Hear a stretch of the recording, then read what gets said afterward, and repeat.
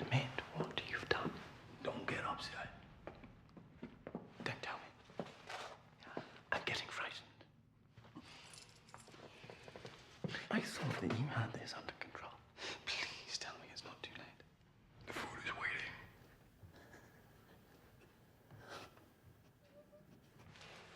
Is she in that room?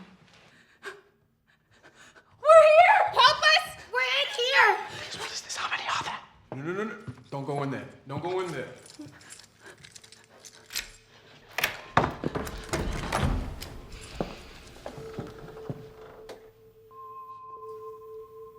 Don't worry. I'll talk to him. He listens to me.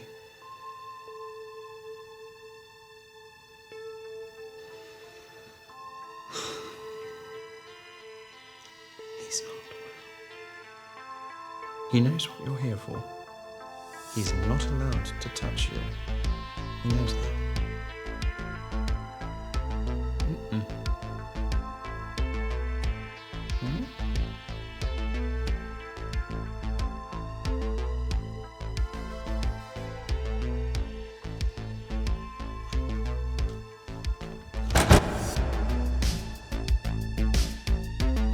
Hello, all of you wonderful people out there in podcast land. Welcome to another episode of Black and White Reviews. My name is Will. My name is Lee, And my name is Chuck, etc., etc., etc. Etc. etc. This week we are going to be discussing the 2016 film Split, written and directed by M. Night Shyamalan, and starring, what's her name? James McAvoy and Anya Taylor-Joy. Yes. Anya. Every time I watch this movie, I always forget how good this movie is. And then I Oh, watch dude. it and I'm like, oh So my good. God, this is fantastic. It really is. I can't believe it's been a few years since I've seen it. This movie was absolutely incredible when it came out. It stands up today. James McAvoy is So good. he is amazing in this movie. James McAvoy, he's a chameleon. He has to be. James McAvoy can do anything that he wants to do on camera. I believe that. After watching this, and maybe not so much after seeing him play Xavier, but this is like what solidifies him as like, you can, any director, any writer can go to this guy and say, I need you to play this role, and he will be able to do it. I absolutely 100% he will be able to do it. He's the kind of actor that when Daniel Day-Lewis finally ends his career or retires, James McAvoy could very easily step into the place of character building and becoming a character. I can't say enough good things about the way that he was in this movie. Aside from that, I feel like this is going to be kind of a weird conversation because we're probably going to talk a little bit about psychology.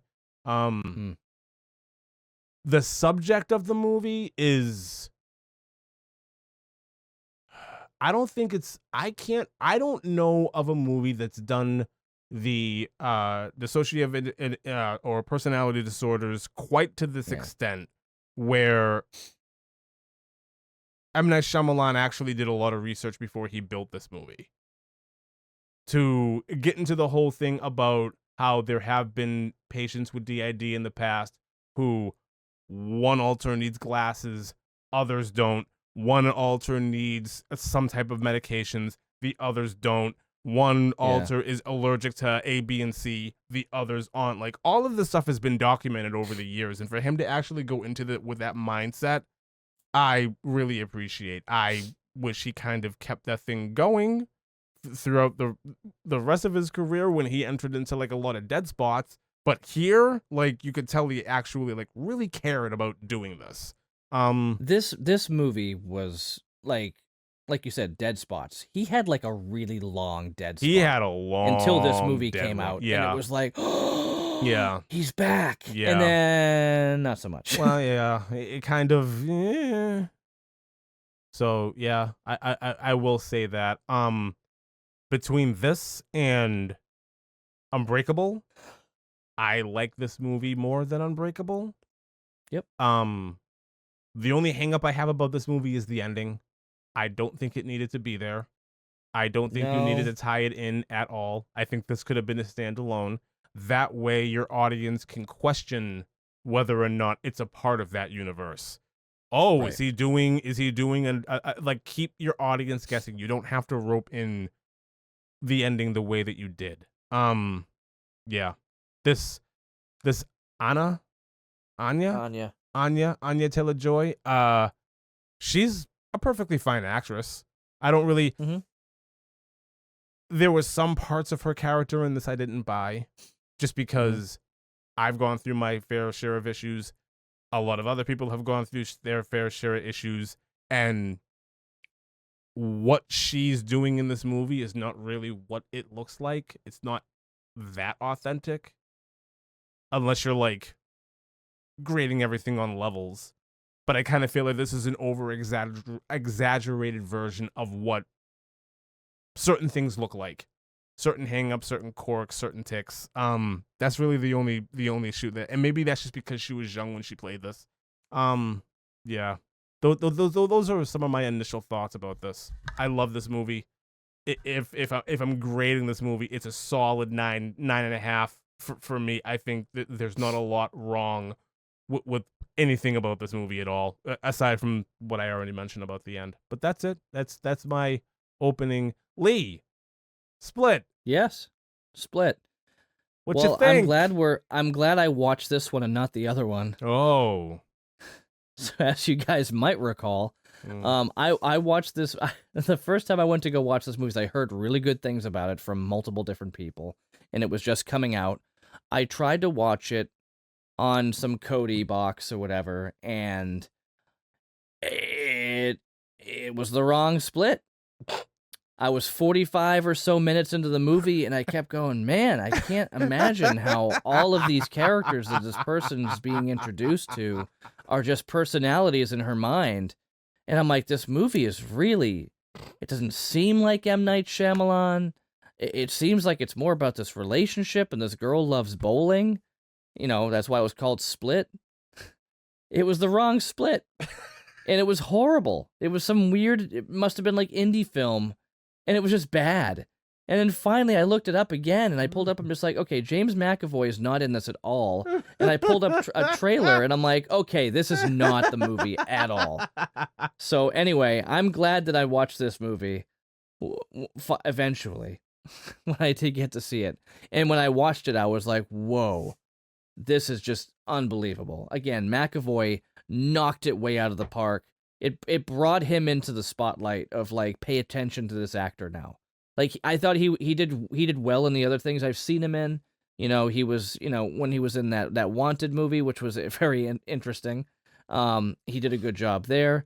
You know, obviously popping up as Xavier and everything, he did a pretty good job there. But here, wow, like he was a dude playing a dude disguised as another dude, and he did in one scene. You know, when he just like switches from Barry, and then he just goes, "They call us the Horde," and you're like, "Whoa!" It's just, you see him just like give up, you know, give it up, and like, he was a dude playing a dude disguised as another dude. It was amazing, and you know, to be able to do it in the way that he does it, you know, we talk about that in a few other things where we see somebody shift, we see a character change, in a moment like that, and he nailed it here too. What was the other one we talked about that did that? I don't know, but my go-to is the way Christopher Reeve transforms, or the shift in his character of Superman. In Superman 3, when he's talking to Lana Lang. Like, one moment he's all good and pure, and then the evil kryptonite takes effect, and bam! Like, and all of a sudden, it's immediate. The music drops, and there's a tonal shift with just him. It's wild. It's insane. It's so good. Yeah. It's so good. So, I mean, honestly, I don't have many issues with this movie, and I know that that obviously M. Night loves to do his twists. And I think his big twist in this movie, aside from the fact that, like, oh man, it's real, is it's connected to Unbreakable. Yeah. Like, that is the big twist of the movie. So I know you're saying, like, it didn't need to be there. I'm like, I didn't mind it. I actually kind of enjoyed that it was there. I thought it should have been an after credit scene, not at end of the movie. Mhm. That should have been something like hidden at the end that only a few people see, because they wouldn't know to wait until the end. Okay, I that, can meet you I in the think, middle on would- that one. Yeah. I think that could have been more than just making it part of the movie. I just that think would it have was. been an I ultimate just think it twist. was a little over the top with the score from Unbreakable, and then you see Bruce Willis, and then he has to say Mr. Glass. Like the whole thing was just like, does it really need to be that heavy-handed? Yeah. But It's really hard for me to talk about these movies without talking about the disappointment of Glass. We all know how we feel about Glass, except we'll for get Chuck. there. But the reality of it is, like, again, I watched this movie and I tried to find the connecting pieces between Unbreakable and this and Glass, and they're not there. It's just such a. It is there. It's not there. It's there for It's there. Unbreakable. You and haven't Split. seen it. You haven't seen it. You know. Well- No, you're not. No, you don't know what I'm talking about. There's a connecting piece that they bring up in Glass. So again, I talked about it with the Back to the Future thing. There was no chicken stuff. Nobody calls me chicken until they did Back to the Future 2 and 3. But at least they did it for 2 movies. In Glass, they make up some baloney thing, and they're like, "Oh yeah, Okay. this was always happening." I'm not giving anything away, but I'm just saying, like, this was always there. It was not there. It was never there, and all you had to do was add it there. I'm sorry. I thought you were talking about like the connections between Unbreakable and Split. No, I'm talking about the connections between Okay. Glass and anything. Okay. Besides the characters, because Yeah. there's a whole thing that's brought up there like it mattered, and it obviously didn't because it was not talked about at any point. Something as simple as a tattoo. Like, and I went back and when we watched Unbreakable, and the girl was next to him on the train, and she had the belly button and she had a tattoo over there. I was like, "Oh, what's that tattoo?" Oh, nope, still nothing. Like, yeah. I was really hoping something would pop up that I didn't see before, but I don't know. It was a tattoo. Sure. But it's irrelevant. It's irrelevant because it's not going to be some big crazy ooh. It's just when it happens in Glass, it's the obvious thing that's happening in Glass. So it's not like I'm not giving anything away by saying Yeah. that. It's very clear and obvious. Like, oh, I noticed this thing. Ooh, there's a tattoo. I don't exactly Oh, what- remember. I don't exactly remember what you're talking about from Glass, but I just remember. I remember being on the same page with you and being disappointed with that movie. Yeah, it was like they just made up lore. They made some stuff. They up. made up lore, they made up backstory that was not even hinted to in anything else, and it's just to make the movie. He should have waited another decade and then did it, because I feel like Glass came out way too soon after Split. Yeah, a year. Way too soon. Yeah. He did not wait. He did not wait, and he should have, because the result was bad. But this movie, and that's the thing, is like Unbreakable was good. This was great, and then Glass was like, what? Why? It's like the last bite of your burger is a turd, and you're like, why would you do that to me? This was such a good burger. I was so excited for this, and then the rest of it was literally a piece of dog crap. You know what it's though? just- I'm with you. I'm with you. I have a hard time dogpiling on Glass because You only watched it once, like me. I only watched it once. That's Yeah. first. I only watched it once, and the other part that I'm wondering is, and I don't mean to get depressing here, but how much of that movie was like altered because of Bruce Willis's mental state during the time? I mean, I those are things that we have to kind of take into consideration, because I it came up guess. because he was diagnosed with Alzheimer's or dementia, and we found out that had been going on with him for a number of years before that, where he had to like True. take smaller roles, do smaller sets of dialogue. He had to keep being reminded about A, B, and C. So I have a really hard time faulting that movie for that. I can't. But McAvoy and maybe Samuel when L. I watch Jackson it, are maybe fine. fine, but maybe when I watch it still again, could've I done will find something else about it, and I'll That's be my hope. more. I'll be more on the same page with you. Once I watch it again, I'll be more on the same page with. But right now, given what we know about Bruce Willis and what he had been dealing with, I'm just wondering, like, how much of that movie had to be changed because he wasn't on his A game. Yeah. But even I so, kind of it's like, feel you can like still I find a way kind to of make it feel make sense. I agree with you. I kind of feel like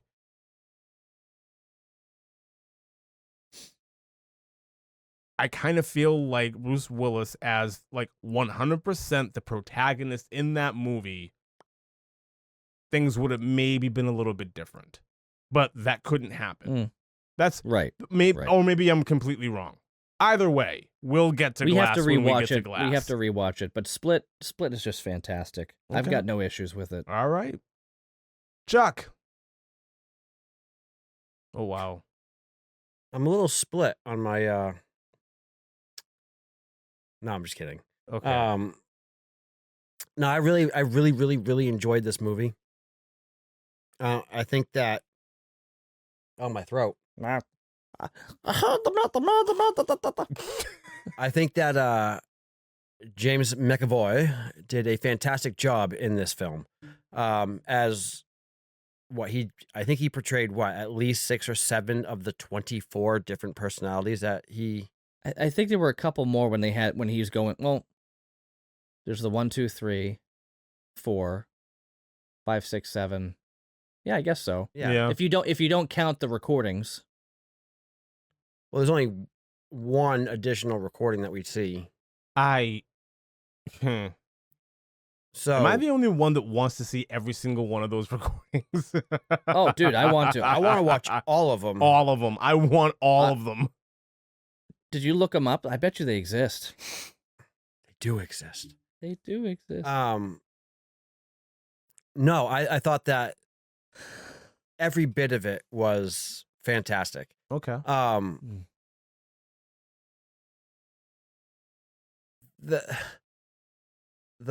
There's one part that really blows my mind, and it's at the beginning, and it just shows how oblivious the generation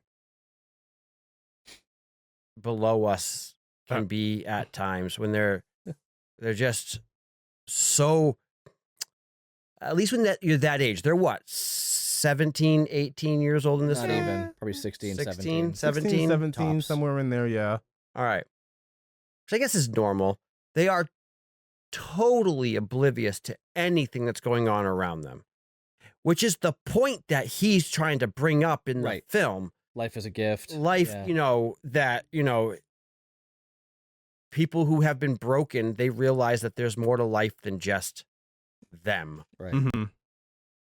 And he's thinking that he's getting a car full of thems, Mhm. Yeah. in it. And how the story unfolds, I think the story in this is, it's your typical, would you want to call it like a snatch and grab type film? Kidnapping, thriller. It's a taken thriller. type style, but no one's going. Yeah. It's a kidnapping film. Yeah. I don't know how you would. But it's not typical. It's not typical. No. But it's. I don't know if I would go so far as to call this a thriller, though. It's definitely a thriller more than it is a Well, horror. I wouldn't classify it horror. No. Suspense. I classify it as Suspense. suspense. I guess so. I mean, IMDb classifies it as a horror thriller. I would say. I don't agree with horror. I don't see but horror. Thriller. I would say a suspenseful drama. There is some like off frame horror elements to it, but it's not a horror. Off-frame horror elements. Yeah, we'll get Yeah. to it. I would In agree detail. with that. In some cases, but yeah, overall, I would say that, like Will, you give this a 9 to a 9.5? Somewhere in there. I would give this up there as an 8 or a 9. Yeah. Is it one of my favorite films? No, but just quality of the movie, storytelling, cinematography, how they put it all together. All of it was just, it is probably one of M. Night Shyamalan's better films. I would put this up in the category of up there with Signs and Sixth Sense, the top 3. Okay. I don't know which order yet though. Sixth Sense only because it was like The I don't- first. It was like the first, Yeah. and it had the first big twist. So there's some nostalgia there with that. But I I don't think know. I If, saw Signs before I saw Sixth Sense, so that's where Signs is for me, and the kind of yeah. I don't know same- if I would. same I don't. spot. I don't know if I would. Ranking this against his own filmography, Yeah, I think it's fair. I He's think got Because some of the doozies. ups and downs of his career. Yeah. he's got some Rank- doozies. Yeah, he's got a lot of sleepers. Where would you rank this next to The Visit? Uh, The Visit is such a weird movie. I don't. it know is where a to put really it. weird, but it's a good movie. It is good. It's not a bad movie. It's a good movie. I don't know. Seeing naked grandma just is not my. She wasn't. Was she naked, or was it No, just her when you skirt see- that was kind of hiked up a little bit, or a No, dress? Yeah. she when she's downstairs scratching the walls, she's Oh yeah, you're right. she's You're stark. right. And then the diaper, with it depends. That movie's so bad. and then he ends with a rap. That movie was awesome. Yeah, that Um, movie is so weird. I don't would know. never get in. I think if I'm being honest, if I had to like rank this against his own movies, Lady in the Water. I think I would put this at number 1. Yeah, I think I would Yeah, put see, this that's- at I'm not- number 1. yeah. That's It's- why it's in the. It's in my top 3. I just my don't know top which 2. one to put at number 1. It's Well, it's probably is, but I just don't. I like Signs and I like Sixth Sense. I like Signs I don't because like okay, go ahead. I like Signs because what you think are the signs, which is the crop circles, is not the signs that he's talking about in that film. Mm-hmm. And I think that's the twist of that. And Joaquin Phoenix was just brilliant. in No, he that wasn't. movie. That's why I don't like that movie. Oh, I liked him in that movie. I hate him in that movie. You stripped, so was Mel you- Gibson. You stripped Joaquin Phoenix of being Joaquin Phoenix in that movie and just made him a dude. Yeah. He's well, that was a early guy. in his career, though. That was early in his career. It wasn't so much stripping. It was him still trying to be cast properly. I mean, he's not Joker yet, but No. That's not what I'm talking about. But he had done other things before. Let me find out. I mean, he wasn't, what's his name in Gladiator? He was fantastic on that. He was twisted in that movie. Mm. But I thought he did a fantastic job for what he was, playing an older brother. You know, dropout, failure at everything. You know, I thought the movie was fine. This Okay. movie, though, was. I'd have to agree with you. James McAvoy, you compare him to Daniel Day-Lewis, I would say he's more of the next Gary Oldman. That too. Anybody who's like really invested in character building, Mm. I think if James McAvoy was given the opportunity to do anything like that, he would knock it out of the park. But I mean, he's done some bad movies too, like Wanted. That was a Yeah. bad movie. Everybody's done bad movies though. Name a bad movie that Gary Oldman did. Lee, really? Lost in Space. Well, yeah. I mean, that wasn't a. I remember enjoying it when I was younger, but Fifth Element. Zorg here. Fifth Element's not a good movie. No, it's not a good movie, but it's It's it's not. It's an amazing movie. Nah. But yeah, I echo everything you're saying. I have not, out of the three of us, I have not seen Split yet. Try again. Glass. Glass. Glass. Sorry, I have not seen Glass yet. Mm.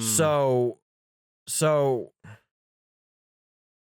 I would ask that the rest of this conversation that we tone down the the. I know it's just Yeah. it's hard. because- I know that, but I kind of want to go into it blind. No, I you, know. And you, not- you will. You will. Well, I mean, not with the mentality of this is gonna suck. Yeah. Because I did that. We were doing Stranger Things, and there's all this hype around Dear Billy. When I went into it, as good as it was, I think it was hyped up too much. Okay. If I don't want to go into Glass, if I like it, I want to like it. I don't want to look for reasons why I don't like it. Okay. Does that make sense? Mhm. I know what you mean. So Okay. Sure. yeah, I mean, I don't know. No, I don't know. no, I'm you're looking for good. a tattoo now. So Okay. It's you don't have to look for the tattoo. It's just they like here it is. It's not hidden. so RoboCop. RoboCop was a bad movie, and Gary Oldman was in it. what RoboCop movie? The new one.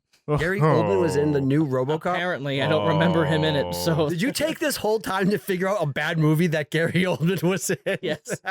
Yes. Wow. That's fantastic. Well, all right then. Gary Oldman by far is one of the best actors of the day. Mm-hmm. Yeah. Okay. Do you not agree? He's not my favorite. I didn't say the he's, favorite. He's amazing though. I said He's he's one of amazing, the but best. I don't know if I would. I don't know. I like Gary Oldman, not as much as others though. So that's what I'll say about Gary Oldman. I like him, but not as much as others. So He was fantastic in Robin Hood Men in Tights. sure he was. He was Anyways, blinking. you want to segue us into spoiler territory? He was the blind guy on Men in Tights. You don't remember him? Blinken? I've never The seen blind that guy. movie. You've never seen Men in Tights? Wait, No. who are you saying? Who are you saying is the blind guy in Men in Tights? Blinken Yeah. No. What about him? was played by Gary. No, it wasn't. I know. Master Robin, you lost your arms in battle. Oh well.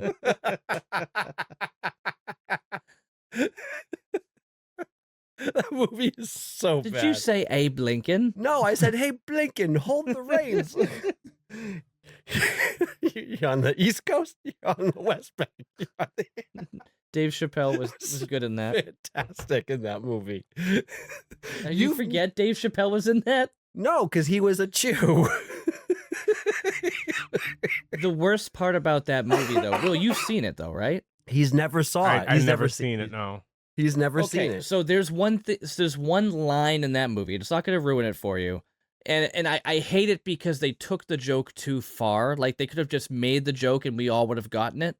But at one point, they're like, yeah, and it's Dave Chappelle who's playing, like, a chew? Well, A sneeze or something? It's basically Morgan Freeman's character. yeah, Azim, but he's playing Yeah, a chew, a chew. son of a sneeze. But at Now, one this point, movie I remember fully. At one point, he says something along the lines of like, "Yeah, what was it? I could be sheriff to like a black sheriff." And he looks at the camera, and goes, "Hey, it worked in Blazing Saddles," Wow. which I get. It's a Mel Brooks film, so of Yeah. course they're gonna do it. But he didn't have to say it worked in Blazing Saddles. All they had to say was a black sheriff, and he could have just like looked at the camera and went, and that's it. Like that's all they had to do. But it was still pretty funny that they had that callback. It's a fantastically Let's bad drink movie. all this. Let's drink all this communal wine until we get verschnicked. Good morrow, Abbott. Good morrow, Abbott. Is it James Van Patten? Anyway, Okay. So with that being said, we're going to slip right into spoiler territory. We're going to continue talking about Robin Hood Men in Tights, the movie that Will has never seen. No, I'm just kidding. So for the rest of this amazing conversation on video, follow us on patreon.com. You can find us at patreon.com/blackandwhitereviews with some great bonuses in there, some great merch, and some great extras as well too. Follow us on all of our socials at Black and White Reviews 1866 on both YouTube and Instagram, and Black and White Reviews on Facebook. Like, share, follow, subscribe, comment, and follow. With that being said, we're going to slide right into spoiler territory. All right. All right. Here we are. Here we are. Here we are. Spoiler territory. What? Spoiler territory. Spoiler territory. Yeah, don't whisper, because I can't hear it when you whisper. Spoiler territory. Okay, thank you very much.